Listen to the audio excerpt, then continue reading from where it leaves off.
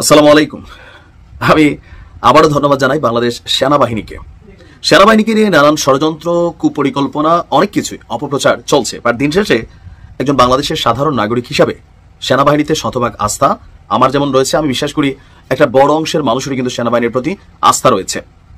তো এই আস্থা অনাস্থার জায়গা থেকে গতকালকে আমাদের সেনাবাহিনীর তরফ থেকে একটা ঘোষণা আসছে। সেই ঘোষণাটাতে আমি মনে করি এবার সারা বাংলাদেশ তারের মতন সোজা হবে।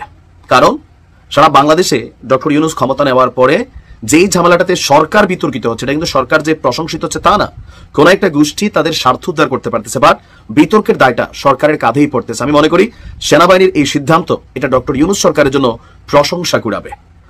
যদি কেউ অপরাধ করে থাকে, অন্যায় করে থাকে, সুনির্দিষ্ট কোনো অভিযোগ থাকে, তার বিরুদ্ধে আইনের শাসনকে প্রয়োগ বা প্রতিষ্ঠা করাই সুশাসনের লক্ষ্য হওয়া উচিত। কিন্তু অতি উৎসাহী কিছু মানুষ রাজনৈতিক উদ্দেশ্যে প্রণোদিতভাবে ব্যক্তিগত ধান্দায়, স্বার্থে, লুটপাট, অনেক কিছুর কারণে এক ধরনের মব সৃষ্টি করা হয়েছে গেল 9 থেকে 10 মাসে, যেটাতে সবচেয়ে বেশি সমালোচিত হয়েছেন ডক্টর ইউনূসের সরকার। কেউ কেউ এমনও বলেন এটা মবের সরকার। তবে এইবার মব বন্ধ হতে যাচ্ছে আনুষ্ঠানিকভাবে, কারণ এর আগে সেনাবাহিনীর এমন কঠোর অবস্থান আমরা দেখিনি। যদিও সর্বশেষ বক্তব্যে সেনাপ্রধান বলছিলেন এই দেশ আর মব চলবে না। তো এই ঘটনার পরপর জাতীয় পার্টির যে চেয়ারম্যান আছেন জিএম কাদেরের বাড়ির ঘটনার পরপর এনসিপি, বিএনপির নেতাকর্মী সহ অনেককে ডেকেছিলেন আমাদের 72 পদাতিক ব্রিগেডের কমান্ডার, বাংলাদেশ সেনাবাহিনীর ব্রিগেডিয়ার জেনারেল হুমায়ুন কাইয়ুম।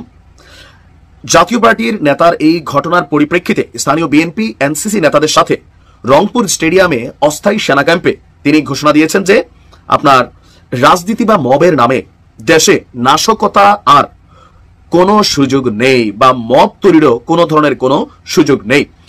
আর আপনার তিনি বলছেন যে আমরা আনন্দিত, এনসিপি এবং বিএনপির প্রতিনিধিরা সব প্রণোদিত হয়ে এখানে এসেছিলেন।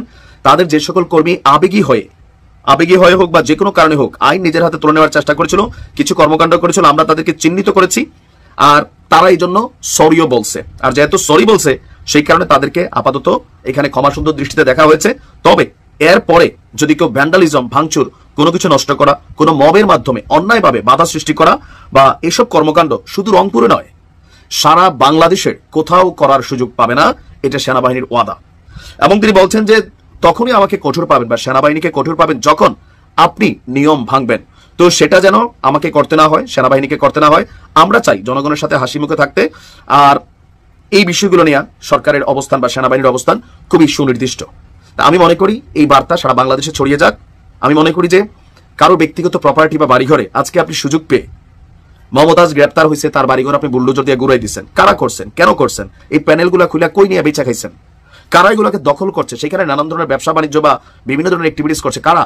সরকার তো না। তাহলে কিন্তু বদনাম তো সরকারের। বদনাম হচ্ছে সেনাবাহিনীর। মাঠে সেনাবাহিনী আছে, পুলিশ আছে, আইন শৃঙ্খলা বাহিনীর বদনাম হচ্ছে। সো যদি কোনো ব্যক্তি অপরাধী হয়ে থাকে, অভিযুক্ত হয়ে থাকে, তার বিরুদ্ধে আইনানুগ ব্যবস্থা নেওয়া হোক। আর সেনাবাহিনী প্রত্যেক এলাকায় নিজস্ব নাম্বার দিয়েছে। যে কোনো জায়গায় এরকম কোনো ঘটনা ঘটলে আপনি সেনাবাহিনীর সাথে যোগাযোগ করতে পারেন, নিরাপত্তা নিতে পারেন। ভালো থাকুন।